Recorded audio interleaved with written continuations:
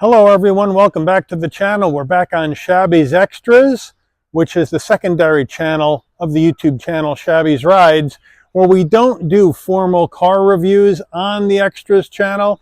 We take cars and we make extra content with them. Tonight, this is what we got. We got a 2023 Dodge Challenger RT with the TA package in Sublime, with the black satin black hood pins, the TA callouts on the side of the vehicle. This is a quintessential old school muscle car. We're looking at a 5.7 liter Hemi V8 engine, 375 horsepower, 410 pound-feet of torque, made it to an 8-speed automatic transmission. You can also get the Challenger RT in a 6-speed manual. Suspension-wise, front suspension, we're looking at short and long arm suspension, multi-link out back in the rear with a rear mechanical limited slip diff, 20 by 8 inch machined aluminum alloy wheels with 13.6 inch front ventilated rotors, 12.6 inch rotors in the back. Now Dodge has gone ahead and equipped this Challenger from the factory with Goodyear Eagle all-season tires, 245 45/20s. So not so sure if that's the best tire for this car. Let me know in the comments what you would put on as far as tires on this Challenger. But we are going to take this out on the road, and we're going to see what this old school muscle car can do within our legal limits of the rules of the road. So let's take this baby out and see what it can do. All right, so we're taking it easy here. Get the tires warmed up in this 23 Challenger RTTA and just go over a few of the creatured comforts in here. So basically, we have the Uconnect 4C. So we're looking at wired CarPlay, Android Auto in the Challenger, and that's just the way it's going to be because the car is now out of production after the 2023 model year. So we have dual climate, hit our controls, we have heated ventilated seats up front and a heated steering wheel, so I do like that. But we don't have wireless charging pad, but in our center armrest we do have a 12-volt aux jack and 2 USB-A's. So you'll need to get yourself, if you got a USB-C connector on your phone, you'll need to get yourself a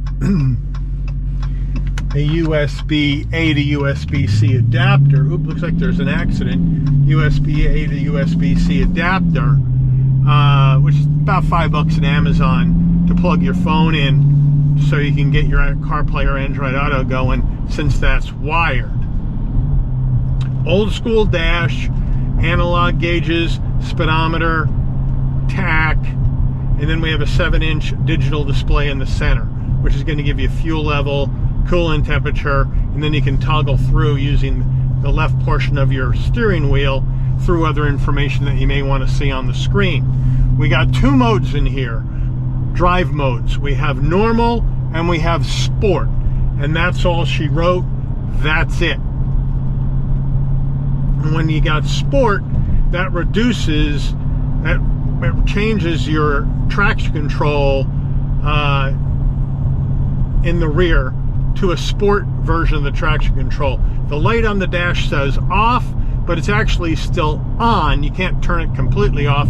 It's just reducing the traction control to that sport mode drive. So that's what the deal is with that.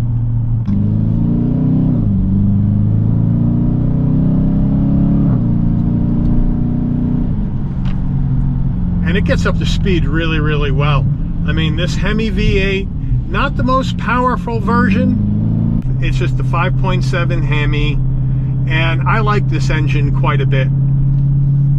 It's got a great grunt out the back of the vehicle, and it moves the car down the road no problem. And this is a big boat. This is a quintessential muscle car. It's a big boat of a car with a big engine and rear wheel drive. and you can get it with the 6-speed manual. If you want the 8-speed automatic, that's extra on the window sticker. Just like the TA package is extra. Just so you know, this car's MSRP, 58 and change. The way it's set up with the options, I got a nice Alcantara headliner that goes all the way back. I got leather seats, bucket seats, Alcantara inserts with the TA, and that's embroidered into the seats. So it's a really nice, even though this is an old car, it's a really nicely appointed interior.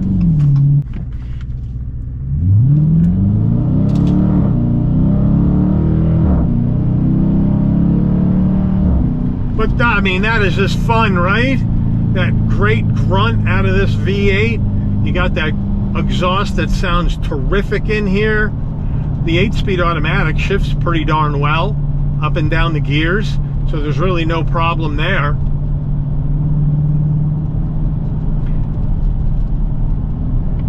And the nice thing about the Challenger, even though it went out of production, the last Challenger was built up in the Brampton, Ontario, Canada assembly plant on December 22nd, 2023. There's still plenty of brand new leftover Challengers on Dodge dealers' lots. The RTs as well, with the V8s. There's still plenty of them out there, so you can get a deal on a new one if you want, or you can buy a used one and save yourselves a good amount of money, because this is an orphaned model now. Even though it's a Challenger muscle car, it's an orphaned model. They're not making new ones anymore, so the depreciation is going to be a little on the heavy side, I think. And I've seen that with used ones. About $20,000 off MSRP, down from MSRP on the used lot, anywhere between $38.39 and $41.42. Used with low miles, opposed to 58 brand new. That's a big savings if you want to go slightly used. Let me know what you think about that. But as far as muscle car action, this thing is fantastic. Just because it's big, it's brash. It says, "Here I am, look at me," with this sublime collar.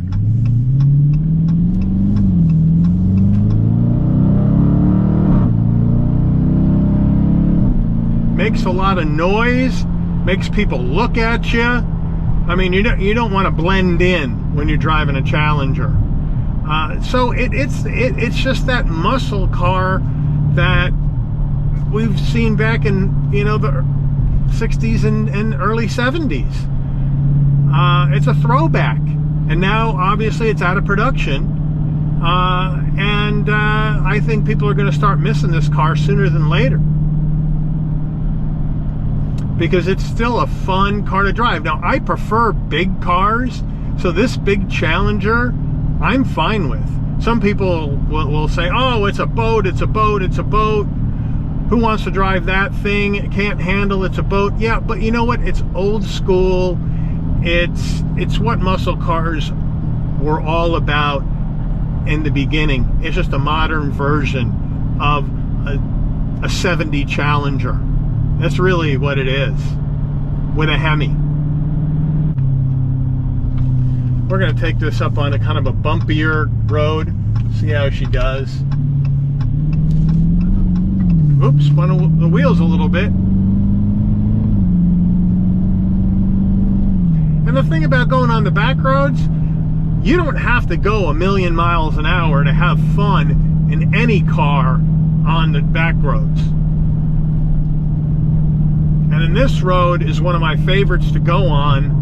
They just repaved it, which makes it nice. This thing was really beat up. But we're on Pleasant Valley Road now in Hopewell Township.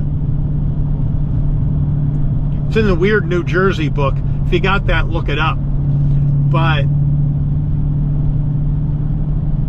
it's just a fun little road to go on, and you don't have to go incredibly fast to have fun on these turns. Right now we're going between 45 and 50. and it's just a fun little road to zip around on. Now this time of night, dusk, got to watch out for deer, which is one thing I'm keeping my eye out for. Don't want to have a run-in, but it's just a fun car. We're going to slow it up here. We're going to switch it on over to a manual mode, which is moving your gear shift to the left on the column. Now, let's see how these paddles go. Paddles are on the wheel. Not my favorite place for paddles. I'd rather see the paddles on the column. I just like to know where they are in the same place all the time. Let me know if you like them on the wheels or on the column better.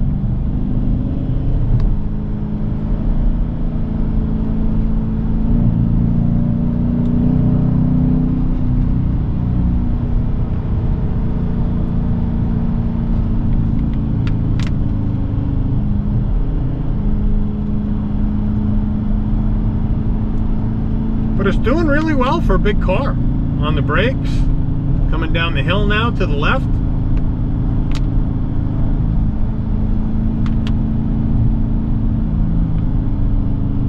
Get some nosedive on the front end, I think, when you're hitting the brakes.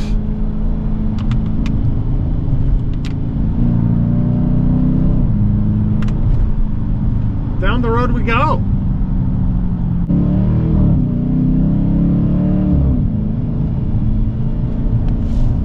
Bounce around a little bit there.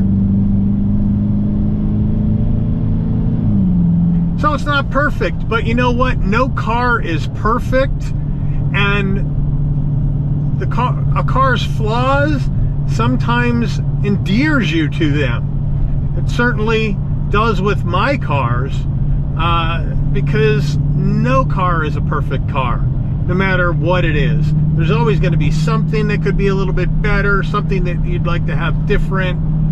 But this one has a lot of flaws.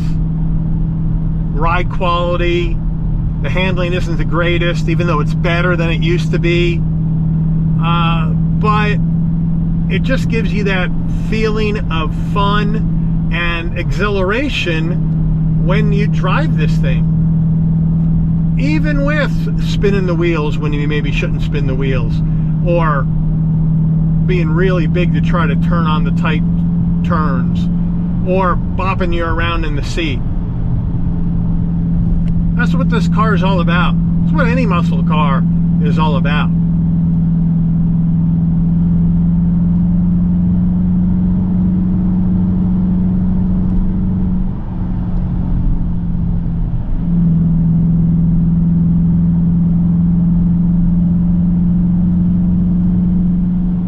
But at least for around here, this is a really good car for these roads. It's got a 40 series sidewall on it. You don't have to worry about blasting, hitting a pothole too hard and blowing your tire all to hell like you would if you had a 30 series sidewall. Like we saw on the Blackwing about a month or two ago when we took out that CT4V Blackwing. And you can just have fun.